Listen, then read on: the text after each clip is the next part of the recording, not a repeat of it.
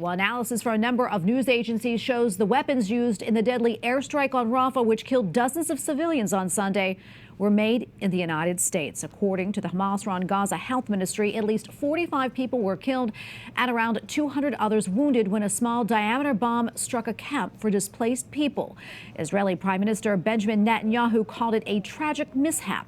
Israel's military says the airstrike was intended for senior Hamas commanders and that it was not powerful enough to have caused the magnitude of destruction. For more analysis on this developing story, we bring in Chris Cobb-Smith, a former British artillery officer and UN weapons inspector and investigator for Amnesty International. Chris, wonderful to be with you today. We appreciate your time. So how do we know that the weapons that were used in this strike were U.S. made? And can you walk us through that identification process?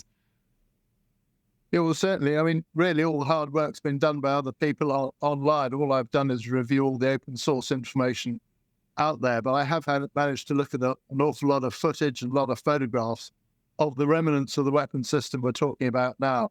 And there's certain elements or certain fragments of that weapon system which are quite easily identifiable.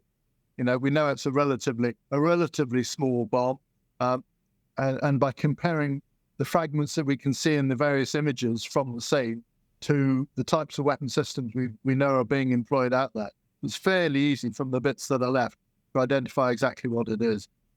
Chris, do we happen to know, is this from an old stockpile that the United States has supplied to Israel before, or maybe from a new weapons shipment? That we really can't tell. That would take, careful analysis of things like serial numbers, cage numbers, and all the various other writings and plates that may be recoverable from the weapon system.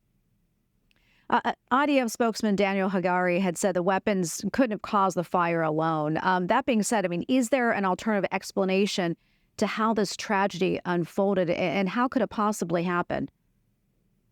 Well, I would agree with that these types of weapons don't normally create fires. The Hollywood version of detonation of big balls of flame is very, very unusual on the ground. I think what's happened here, and I'm purely supposing, is that the fire was caused by a secondary effect. Maybe it hit fuel canisters, cooking gas canisters, or something like that.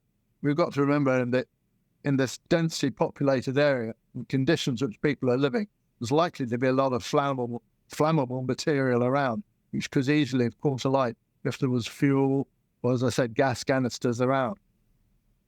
Well, Chris, I mean, you've been doing this for a long time. You're an expert on this. People may ask, how does something like this happen with a precision weapon? But we also know, I mean, this has happened with other countries, the United States as well. Back in 2021, there was a drone strike in Afghanistan that mistakenly killed a man and some of his family members. So if these weapons are so precise, how do these things happen?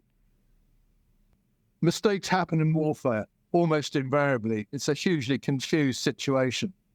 But what concerns me is the sheer number of mistakes that we are seeing occurring in this particular scenario, this particular theatre of war. Almost from the start of the conflict 6 months ago, we are experiencing strikes on non-combatants, on civilians. And in my view, it's happening far too often. Well, Chris, thank you for taking the time to speak with us. We really appreciate it. My pleasure.